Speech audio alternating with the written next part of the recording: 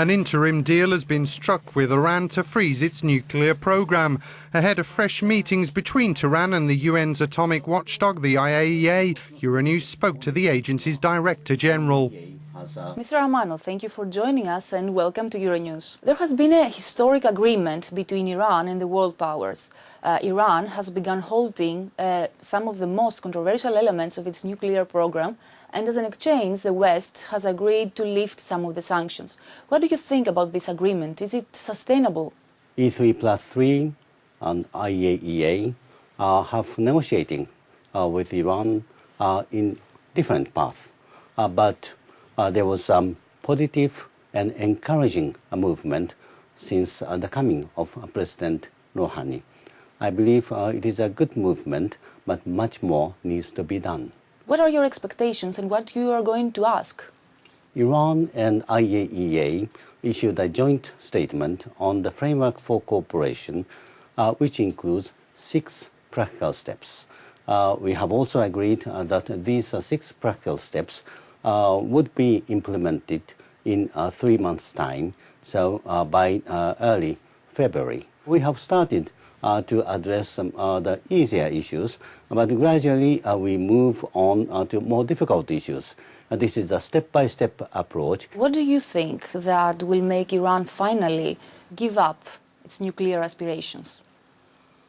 The objective of the IAEA is not to make them give up or continue.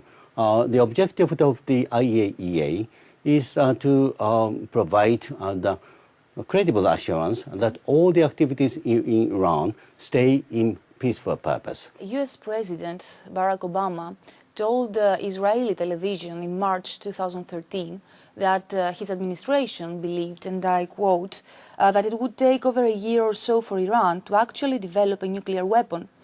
So how could you be sure, even if you monitor the amount of uranium, that you could also be aware of the skills or knowledge already gained through decades by the scientists involved in the nuclear program?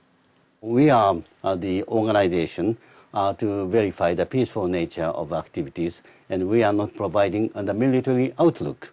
So answering directly to your question is difficult. But let me tell this. The IAEA has doubled its efforts to monitor and verify the activities in Iran. That means that we can detect any developments very quickly. And the capacity of the early detection functions to prevent the things get into different direction. You mean any development from now on? What about the decades past? As we have not access to the possible undeclared activities, if there is any, as we don't have the access, we cannot tell exactly what's going on.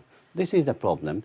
So that is why we have asked Iran to provide further cooperation to the IAEA. And we are now discussing that. Yes, but several critics have raised concerns that Iran could become a new North Korea, which actually acquired a nuclear weapons capability secretly, despite the US efforts, in order to get sanctions lifted.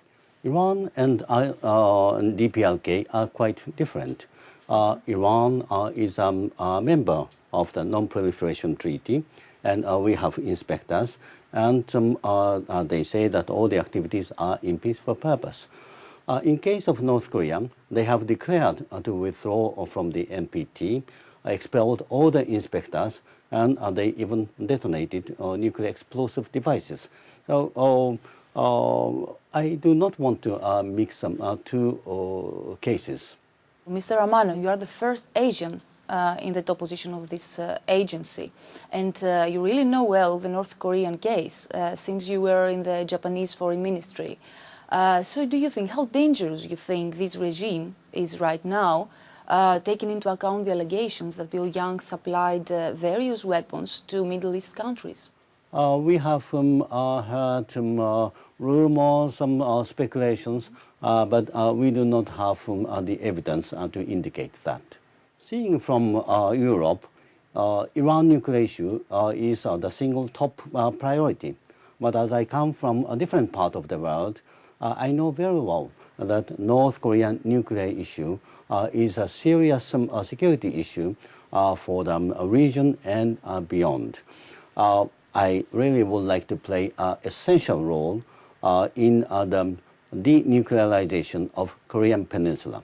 But for that, agreement among the 6 countries involved in the negotiation is essential. There are 5 recognized nuclear powers in the world and 4 that are unofficially nuclear armed. The number of them is increasing and the technology is spreading. So is there still any hope to stop the spread of nuclear weapons, or is this a naive idea, as some analysts say?